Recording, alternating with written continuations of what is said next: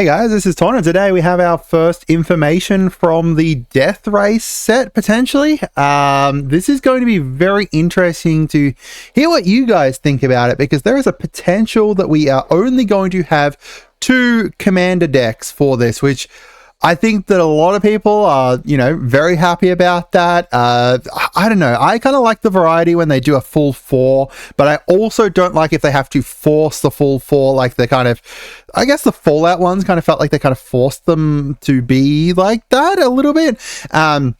Or where they kind of lose a little bit of their flavor because they've got such a big, they're trying to make 4 different decks.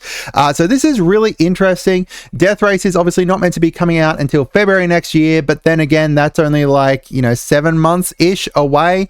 And there's a lot of big stuff in the meantime before them. So a couple things before we get it started. First of all, I've just done a video up on the top Bloomburrow Commander deck that I think you guys should buy, and kind of going through each of them, presenting the pros and cons of all of them, and kind of talking a little bit about them. So if you guys want to check that out, I'll put the link down in the description for that. And the second thing is make sure you guys to subscribe. We're aiming to kind of get to 10,000 subscribers by the end of the year, which, we need 1,000 subscribers each month, or almost 1,500 each month. So if you guys can subscribe, that would be absolutely amazing. And thank you so much for all the support so far. So obviously Death Race is, a little bit away, but that doesn't mean that, we won't start getting information about it soon. For example, last year at San Diego Comic-Con, Marrow had Marrow's visual teaser. He had 8 products of upcoming lines. So we had Ojotark there. We got the Hydra chick from Modern Horizons 3. Kind of covering some of the cards that kind of came out between Bloomburrow and that kind of thing. And then, he's confirmed that this year they will also have a panel on Saturday, and that's likely when they're going to be presenting some kind of new stuff, showing off some kind of new stuff. And then we obviously have Las Vegas Comic-Con, I think roughly October-ish, off the top of, no, not Comic-Con, Magicon, off the top of my head, I think that's in October.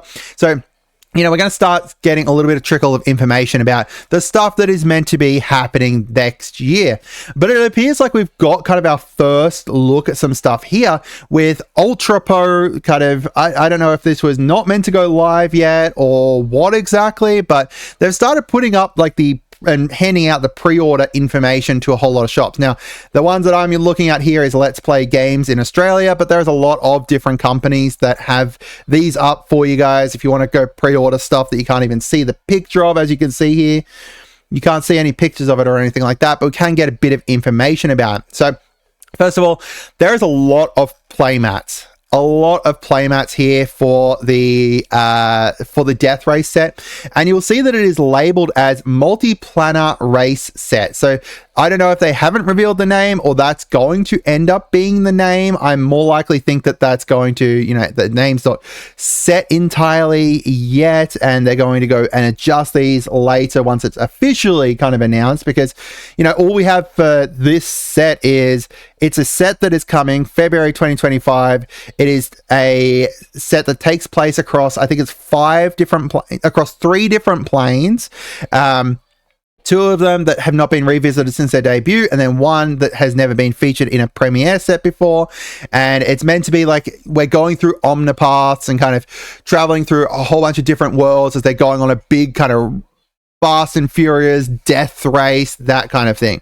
It's meant to be the 3rd set in the Dragonstorm arc. It's the second last set in it. So we'll have to see as to how it kind of ties in with all that stuff. So have a look at looking at some of the stuff. We'll start with the commander stuff, because I think that's the most important and most interesting here, is that there is 2 commander playmats. There is only 2. That, to me, does not make sense, is that if there is more than 2 commander products, right? It wouldn't make sense for there to only have chosen 2 of the 4 kind of face commanders to make a playmat around. Very, very odd. So that's what makes me lean towards there only being 2 commander commander decks to come alongside this. You can see, there's nothing more information down here, unfortunately, beyond the fact that it is, this kind of thing, which is really cool. As I said, I kind of like it. It could potentially be like, is it vehicles versus Silencia mounts or something? Both vehicles and mounts obviously could feature very heavily within this set, and it'll be very interesting to see how that kind of works out. There's other stuff as well. There's some Stitch Ed's playmats for special guests in there. There's also a serialized one in here. So this is a hollow foil playmat for a serialized card. So unfortunately, I was kind of hoping that we'd skipped past serialized cards, but they probably make too much money for Wizards. So it looks like, there's going to be a serialized cards in the set, and then there's a playmat based off of those. We've also got some variant art here, and it also says variant art PW, which assumedly means Planeswalker. So whichever Planeswalker ends up being there, whether it's Rel or whoever. We haven't seen the Planeswalker for Duskmourn yet, have we? I know that, the Emperor's there and stuff. The Emperor's there, but she's not a Planeswalker anymore. So I don't know. Very interesting. And then also borderless ones. There is up to 9 borderless racer cards to there, which is all, very interesting. We can kind of glimpse some. I don't think we can kind of glimpse too much from the borderless races or the variant art. That's obviously, things that are just going to happen. The serialized cards coming back is big. Special guests, nothing we can kind of glean from those. But these two here, just having a commander A and B is very, very interesting. Maybe you guys don't agree with me and you guys think that it's nothing, but to me, it looks like it. Now, the other one here is Foundations. So Foundations obviously is at the end of the year. It's meant to be like a new intro product. That's introducing people to Magic. It's meant to be like a starter set. It's a combination between jump starts and starter kits and I guess a big kind of starter bundles and stuff. So there's a couple different things from this. There's going to be a learn to play mats. There's a player 1 and a player 2 one. So assumedly these are kind of like they've already got similar kind of things here. Like these kinds of things where you've got essentially kind of stepping you through what exactly is happening and everything, kind of showing you everything on the board and stuff. These obviously I don't believe are official, but stuff kind of similar to that kind of thing to help people learn the game, and given the fact that it's meant to go alongside a product which literally helps you learn to play the game and steps you through it with mini jumpstart bundle kind of packs. It wouldn't surprise me if those were very good for new players and stuff. The other thing here is these, which is a 15 card box 3-pack for Magic. So these are similar to how they had the Jumpstart ones where you can essentially repack your Jumpstart packs into them. This seems to be very similar. They can go up to 20 standard size cards single sleeved, which I believe the packs are going to be. And because of the way that this, product works with Foundations, you're going to get a few different ones of those. They are all pre-seeded, so you're not hoping to get a certain one like the Clue set was. It's you get all the same cards, whether you get the Foundation box today or whenever. All the Foundation boxes will have the same cards in them and all the same kind of jumpstart packs in them. This is just enabling you to be able to repack those and then put them back into the box to then use them later on in case you want to keep this kind of jumpstart bundle kind of thing together to use later.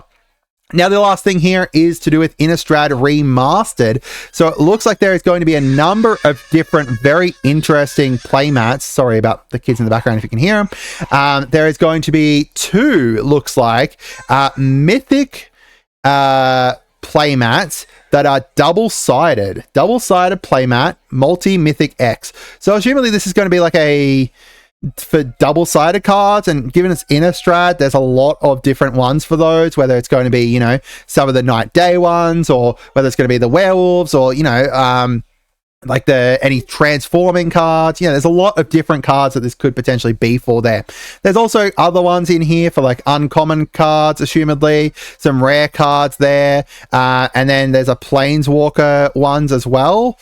So it looks like there's 2 different Planeswalker ones there too as well, which is pretty good. That's just going to be a lot of This is multi-mythic as well, so assumably it's going to have like, you know, a whole bunch of different mythic characters on it or something. Like they did a similar one with the special portrait art from Modern Horizons 3, so it could be something similar to that.